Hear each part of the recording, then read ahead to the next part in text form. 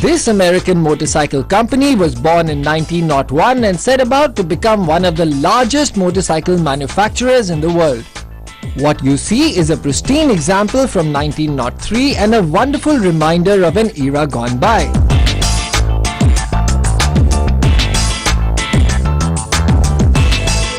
Sadly, the company went bankrupt in 1953. In May 2011, Polaris Industries revived the brand, and on January 22, 2014, the Indian motorcycle company makes its official debut in India.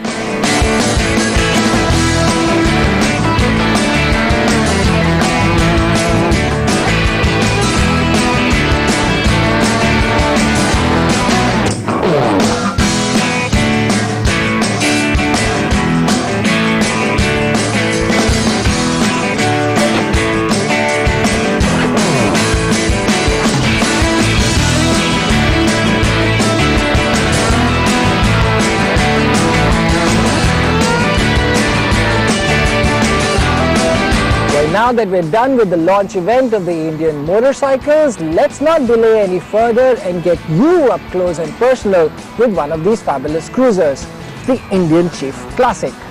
Now the Classic is the least expensive bike in the Indian motorcycle lineup, but yet it's loaded to the gills with all the modern mechanicals and features.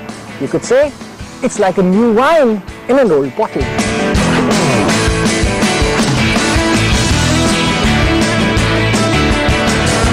Normally on a bike that looks like this, you would expect it to be pretty basic.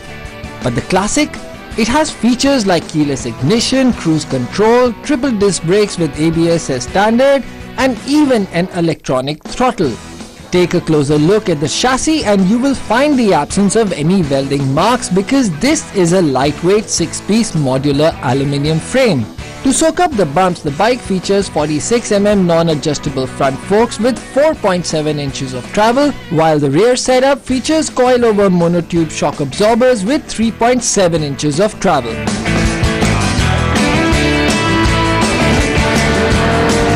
Now at first glance, it seems like the bike is just rolled in from the 1940s, and the designers at the company have taken great pains to make sure that it still retains its old school charm and heritage. It's got the wide pullback handlebars, a massive fuel tank, a nice wide, low, comfortable saddle, and of course, loads and loads of chrome everywhere you look.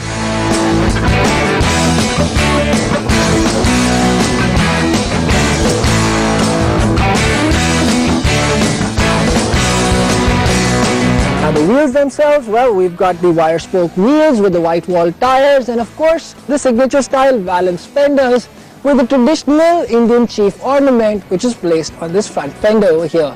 And now this little baby is illuminated by LED lights. Visually, this bike is designed to attract loads and loads of attention even when it's only standing still.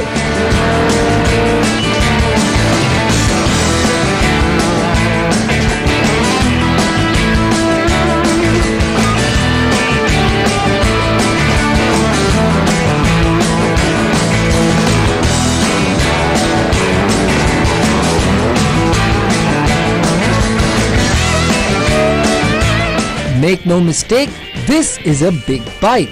And not only is it big, it's also pretty heavy at 372 kilograms. Slow speed U-turns are best exercised with caution and require a lot of space as the handlebars have limited range of motion. But on the move, the bike changes character like a chameleon. It does not feel ponderous but becomes very agile and quick. Lean into the corners and it responds with an eagerness that is sure to put a big smile on your face. And a big reason for that response is the all-new air-cooled 1811cc Thunderstroke V-twin engine. This engine has a flathead look, parallel pushrod tubes with an electronic fuel injection system. This is a very smooth engine and runs very quietly without any obtrusive vibration, which makes the ride extremely enjoyable.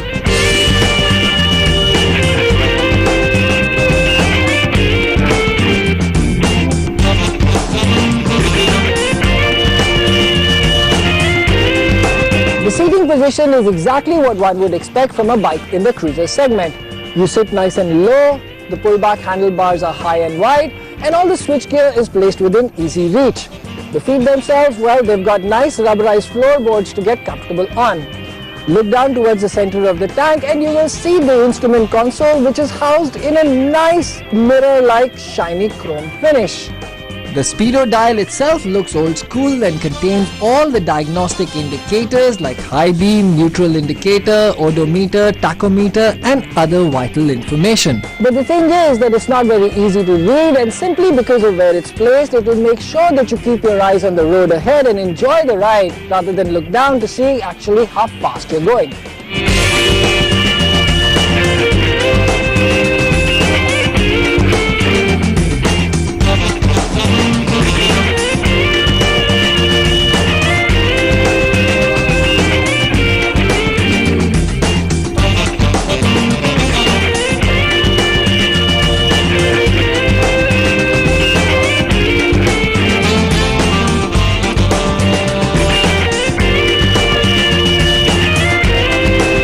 But going fast is not what this bike is about.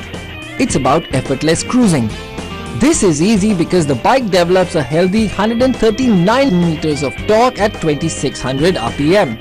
The 6-speed gearbox coupled to a light clutch is smooth and the gear ratios are perfectly set to make sure that one can feel the grunt with a slight twist of the throttle, and the bike surges forward, which makes overtaking fast-moving traffic a breeze. Regardless of whatever gear you're in, there hardly seems the need to drop a gear to get past the ordinary machines on the road.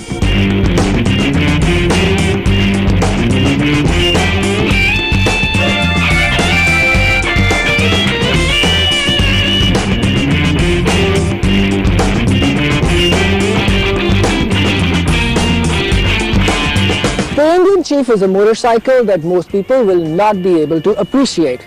And not because there's anything wrong with the bike, but because it's just too expensive. This is a bike for those select few who have the taste and appreciate the finer things in life, and of course, have the money to enjoy the privilege of owning one of the most refined and glorious motorcycles of our times.